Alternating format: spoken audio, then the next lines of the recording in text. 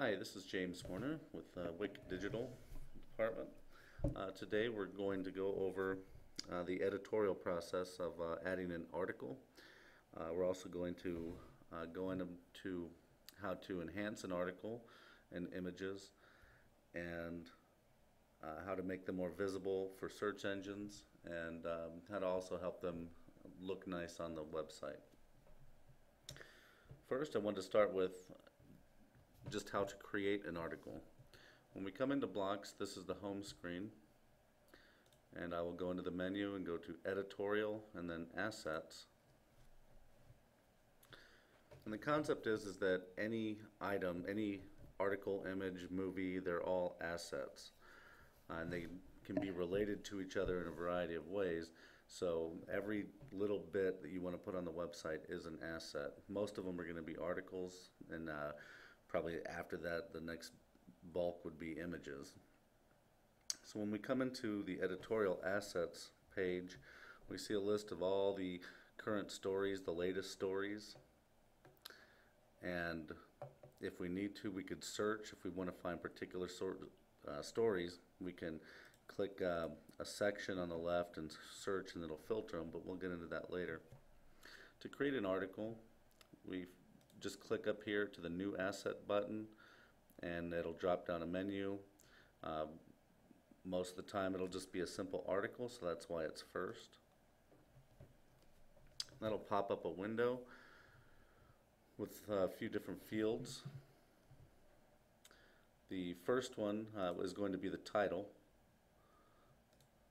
So I've pasted a story in here. If you might be doing this from InDesign or some Word documents, so I'll copy the title and I'll put that in here. A byline is going to appear on a story. It's just text. A lot of times people put in the author name. You could put in the paper, but really the preferred way is to put an author into this field, because then that'll actually group all the stories by that author into one. So if you click on their name on the website, you can see a list of all the stories. So in this particular case, it was Roger Bell. Oops. And so I'll search for the name, and I just need to click on it and select the user, and so that's added. The next step would be pasting the body copy. So I'll just select the whole thing and copy it. And it's important, if you're copying from InDesign or from a Word document or any kind of document that has formatting, it's important to click on this button here. It's a paste as plain text, and that'll open up a window, and basically it's the same as pasting it into a notepad, where it removes all formatting and it just keeps the text. And so that helps, because a lot of times a formatting from one of the other programs might break the site because it just has odd little characters in it. Alright, so at this point I'm going to add a section to it, and I'll just click the Add button under Sections, and let's just say this is a news article. I can add more than one if I want to. If it's a sports story, I can make it sports, but then if it's also generally newsworthy, I can have them be in both sections. And in this case, if it's a sports section, I might want to drag this up to make it the priority section. Another thing is when you want to add a photo, we'll click on the Related tab. And the concept here is we can relate any other asset to an article. So most of the time it is just going to be a photo, and we'll get into what we could do later with other stories and images or videos and whatnot. So if I want to add a photo, I'll click on Add, and I will select Image, and that'll pop up a similar window to the article, and in this case I'll give it a title. I believe this is just going to be a title of the image. What you'd actually, for a caption, that would be different, and I do have captions for them.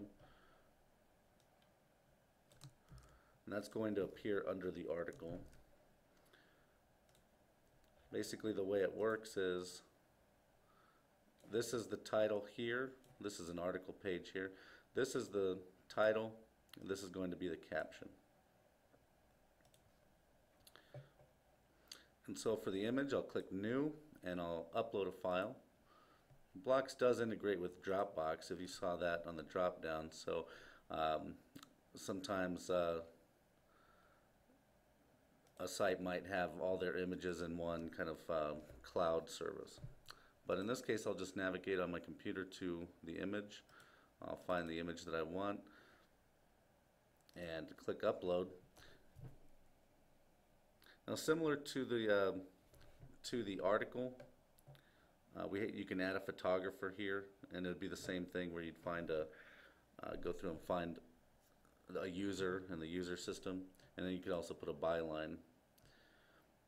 Alright, so now that the article is uploaded, you'll notice that on this tab with the previews, there's 6 previews. Now it may be 3, it may be 4, depending site to site, because it generates different previews based on where it's going to be seen. We have the full-size image down here at the bottom, if I scroll down, but it's also going to generate a 600 by 20, and the reason for that is that's what's going to appear in this area. Some sites are using the full 960 that go across the whole screen. If I scroll down on this front page, you can also see a 300 wide. So all these are the different sizes in the previews that are generated for this automatically. Now, if at times, because of the odd shape of a photo, you may want to crop a photo, or a preview rather. And we could do that right here in Blox. In fact, if we wanted to, we can actually crop the actual image here. So I'll go back to the original, and I can edit the image right here. If I want to create a crop region, I can click on the crop, and it'll give me a red box that I can create an area. I can also resize it if I want to, but because it's an original image, I may just want to keep it like that, because we do have the option for the previews. So if I do want to edit a preview, and let's say the image that's coming in right here is a 620 by about 350 by 400 or so. If I want to create a preview just for this area, then I'll go to the 620 wide. The height may change here and there. But if I want to, well, I'll think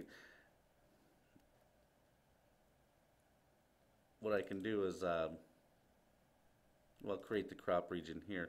I'm going to get the other photo because that's a better example. So let me cancel.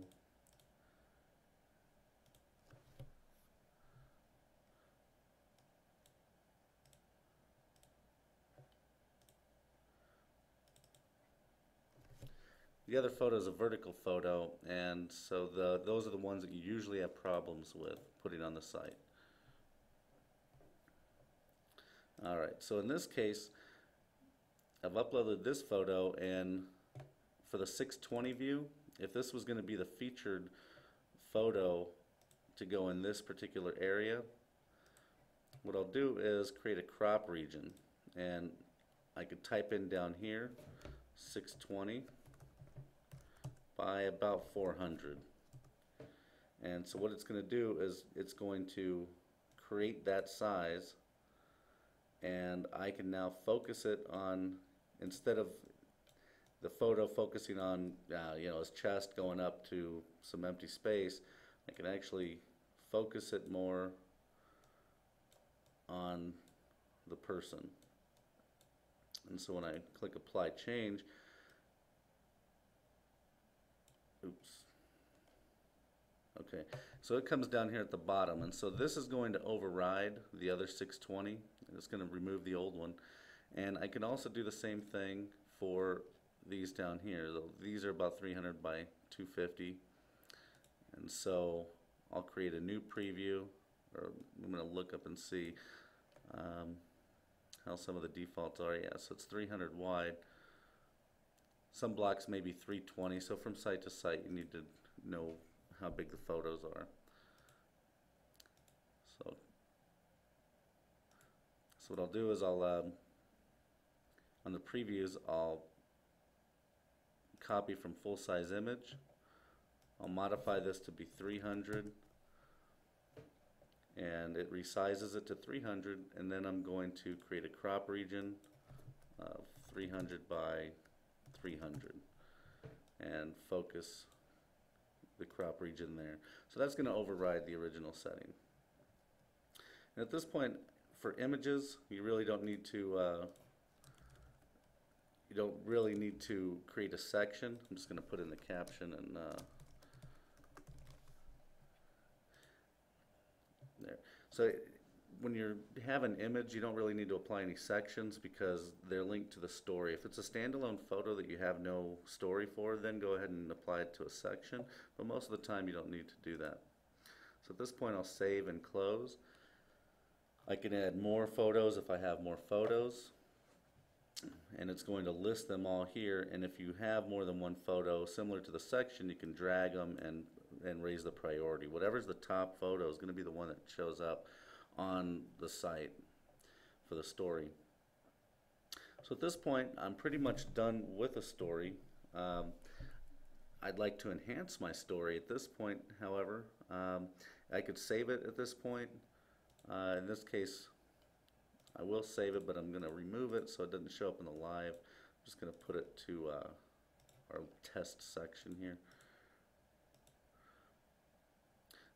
One way to enhance a story is to provide keywords for it. Keywords are great for search engines and for also relating different stories on the site. I'll click on the Keywords tab, and I could enter them in manually. If this is something that's important for Halifax County, I could just put in Halifax. That's the name of the county. It could be anything. Could be music, entertainment. But what I'm going to do, we also have this button here, and this will skim through the story. What it's going to do is it's going to give what it thinks are going to be good keywords. Maybe festival would work. If there's people or businesses, that might be good, because if it's a, like say politicians, or anytime there's a politician, you probably want to put their name as a keyword, because then if somebody wanted to look at all the stories with that keyword with the person, they'll get a list of all the articles about that person. So in this case, I'll just click the ones I want, and then at that point they'll pop in over here.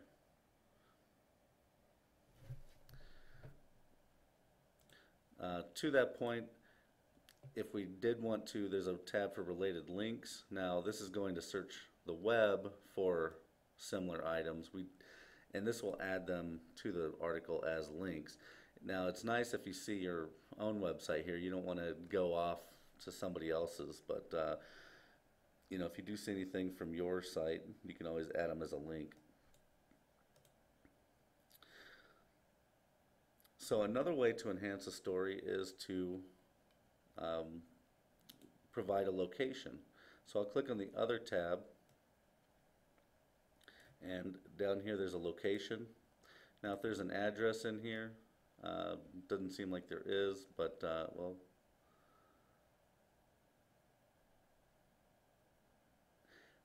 if there is, I'll just type in one from where we're at.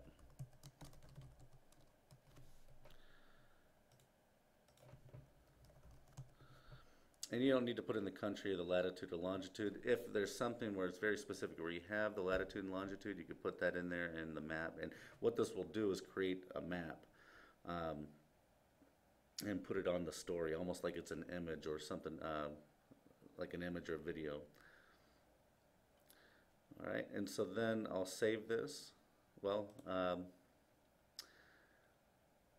I'll save this, and if you want to view the article, you can. This is also good if you have like a breaking news story. Sometimes the cache on Blox can take 15 minutes or so for a story to appear on the site, but if you want to click on that and go to a live view, it's going to give you the URL for it, so you can go ahead and put that on Facebook or Twitter or whatnot and get that news out. So in this case, we have the image, we have the author, and again, if I click on author, I'll middle click this to open in a tab because I don't want to push back. That's a handy trick. clicking on the mouse wheel opens it in a new tab. So in this case, it'll bring up Roger Bell.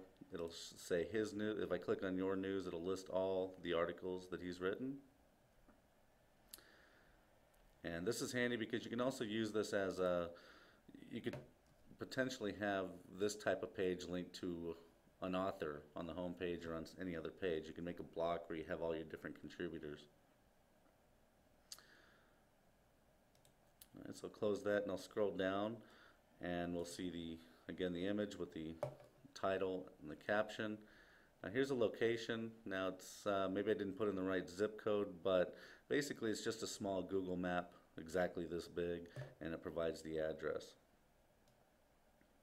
And so down at the bottom, because I did put in the keywords of Halifax, if I clicked on Halifax, I'll middle click that again and put it in a new tab. It's going to give me a list of all the stories with Halifax as a keyword. Again, if it was a politician or a music artist, a band, it would have every article with that keyword.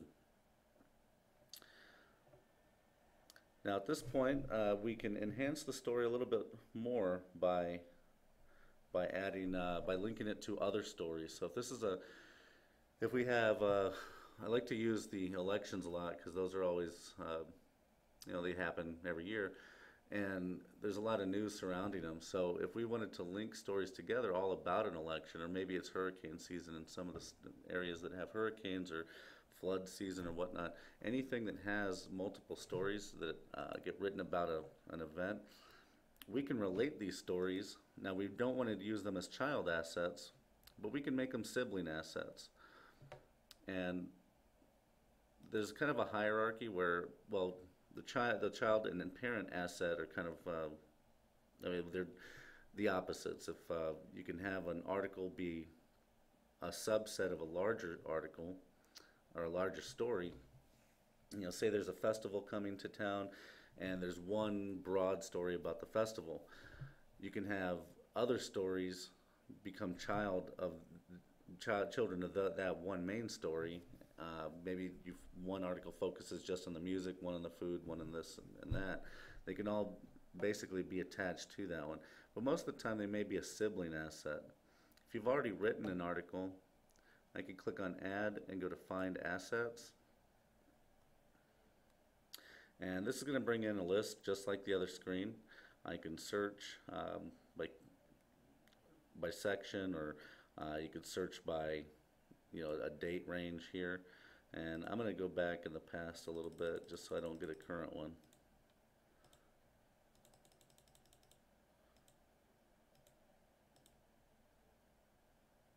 And so say I want to attach this article about the noise ordinance and two other ones. When I add them as sibling assets, I'll save it again and hopefully it updates quick. But it will show those, it'll show like more stories or related stories. So let me see if it comes, if it's updated.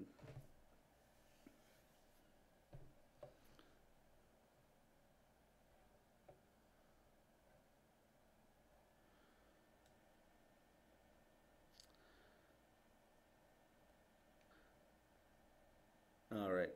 Well, it would be, okay, yeah, it's right here. A sibling asset appears here under more coverage. And so these stories are directly linked.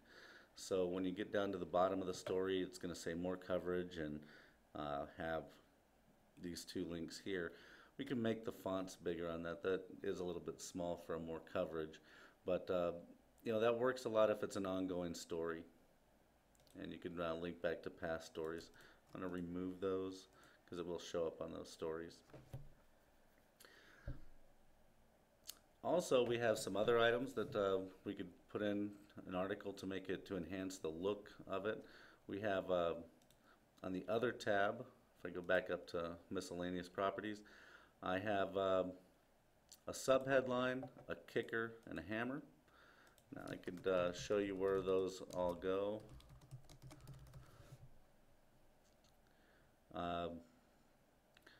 So this is where those three are, and those are probably the ones used the most, although I do like to use info boxes, and those we have to go back to the related tab, and we go down to content, and if I click add, it's going to pop up a window here.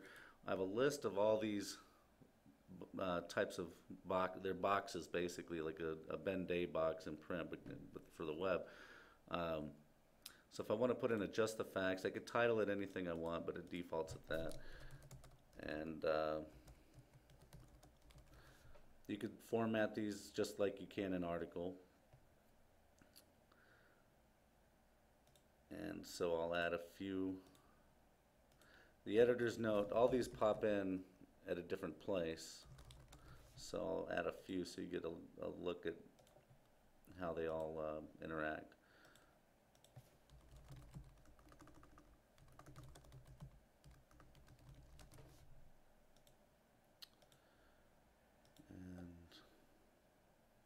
And pull quote.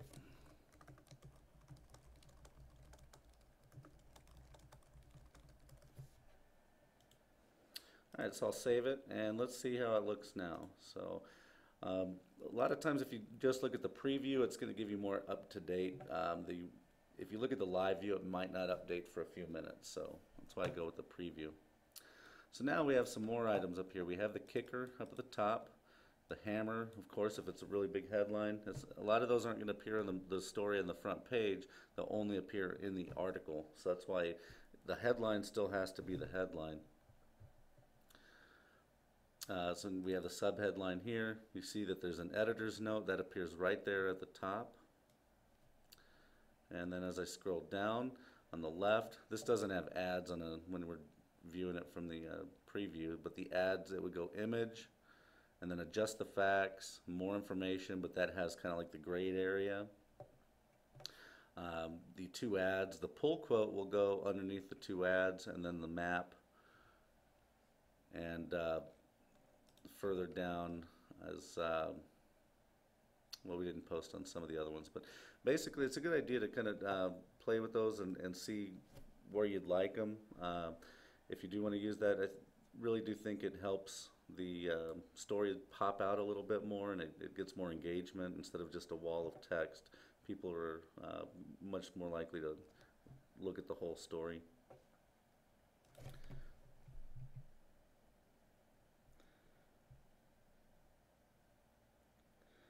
So now I also want to show how to add other assets like videos and pretty much anything else. If I go to child, go back to the child assets tab, when I click add, you'll see that there's a whole ton of other stuff. The first three are the ones used. A collection, you can make a page that kind of showcases something, and it automatically, basically what a collection does is you assign stories, images, videos, any kind of asset to it, and it creates a page that kind of has like a image carousel, stories, puts them in a kind of like a nice package. They're not used often, but they can be used effectively.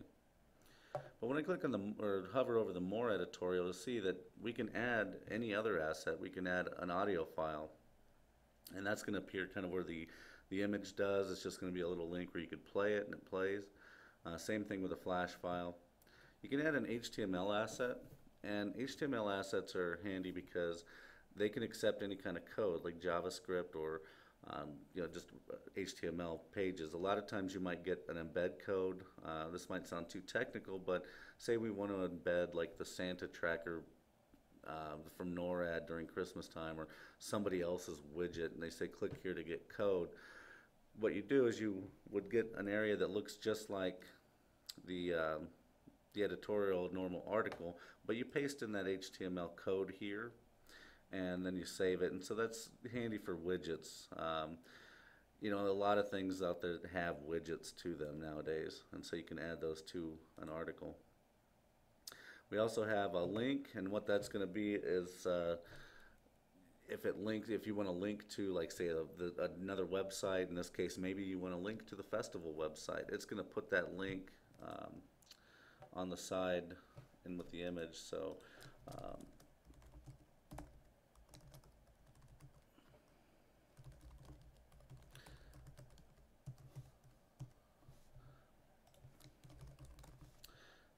I'll save that and give that a few minutes. We'll look at it again.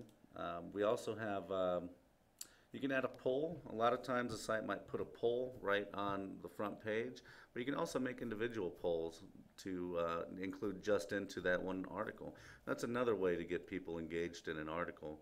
Maybe if there's something controversial or maybe something you just want public opinion about, you can add a poll right to it.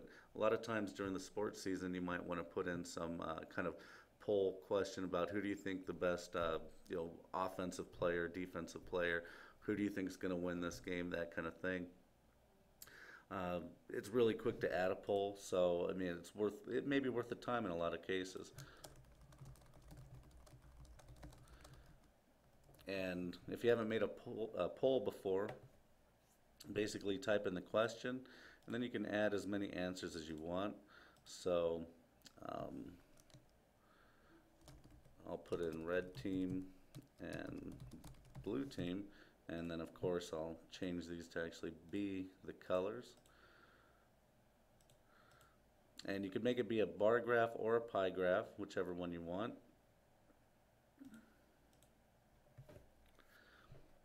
Alright, and so you can also add a PDF. Maybe there's some kind of an article regarding some court documents, I mean, or a case where where there's PDFs that you want to attach as.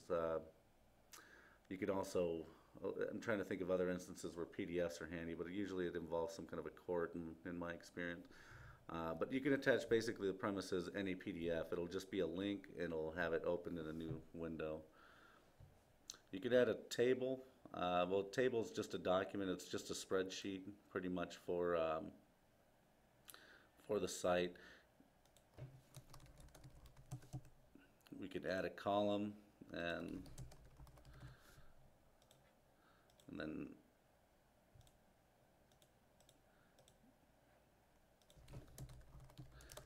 it pretty much is all it does is puts in a table.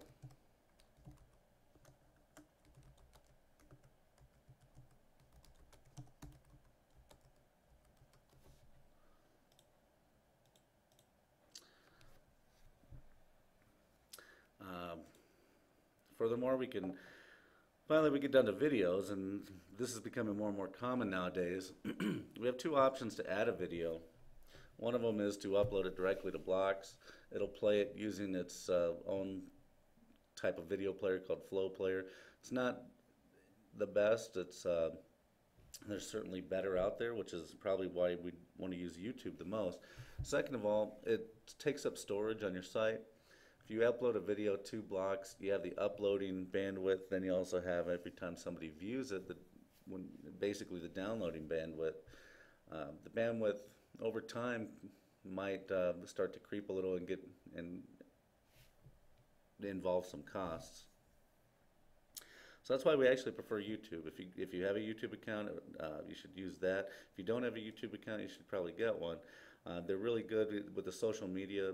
Google, a lot of people are using their Google accounts. Well, I guess they have to, or they had to. They canceled that. But to interact with the video and comment and whatnot. But the interesting thing about this is that you don't need to. You could just have it take a video directly from YouTube. So in this case, let's see.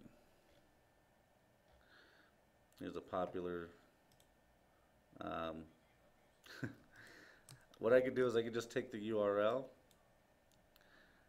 and I'll copy the URL and I'll click on the Set Video button.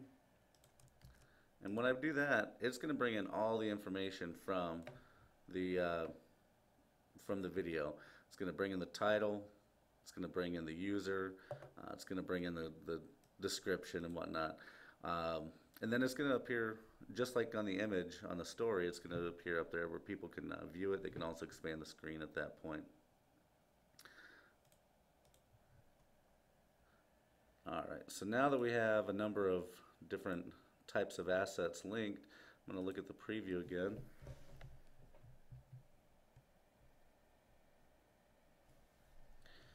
Alright, and we have the. Alright, so up here in the tabs, it's going to show we could go directly to the YouTube video, but and it's going to appear on the site like that if we click on it there. But I wanted to show you where it goes on the story. So again, we have the image, we have the different content boxes. We'll get a video in here with the description. This is where a table is going to be. You'd actually have to click on it. It's going to open up into a different window.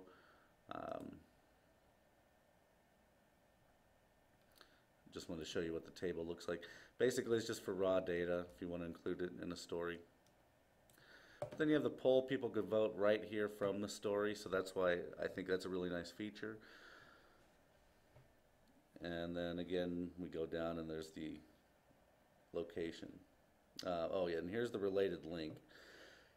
And that's pretty much all it says is test, it's the link name, and you click on it and it goes to the link.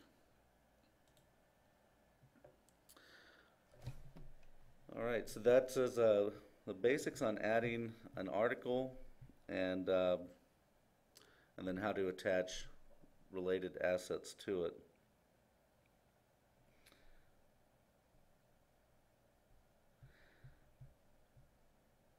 Now, one other thing about what you can add to an article, you can add, and you could go into other apps, and what that's going to do is pretty much all the other different types, or the different sections and blocks, basically the calendar classifieds, there may be some others in the future, but if there's a calendar item, you can add an event, and it's just going to link to the calendar basically.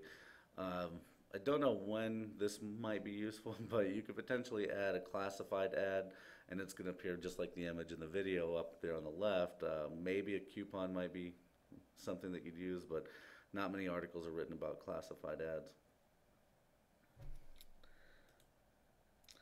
All right, and so now I also want to show you something that's still editorial related, but it's not exactly involved with an article. I want to show you the static pages.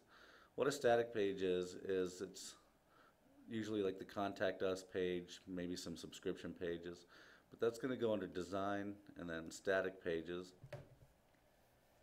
So if you ever need to change the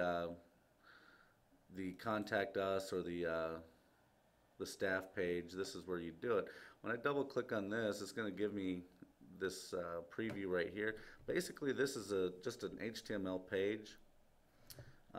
It's mapped to a section, but it creates an HTML document. So when we look at this, we can edit it right in here. Of course, I don't want to do that for real, but this is where the About Us page over here in this particular site in Roanoke, we see the About Us, the advertising, the privacy policy, and whatnot. Yeah, you just pretty much just open one up. It gives you, it's built in kind of an enhanced editor. I mean, there's HTML behind it, but it usually knows what you're doing. Like, you don't have to actually type in the hyperlink, HTTP, and all that. If you do want to kind of get into the HTML aspect of it, you can click on the HTML button, and it's going to give you all the code. But normally you don't need to do that.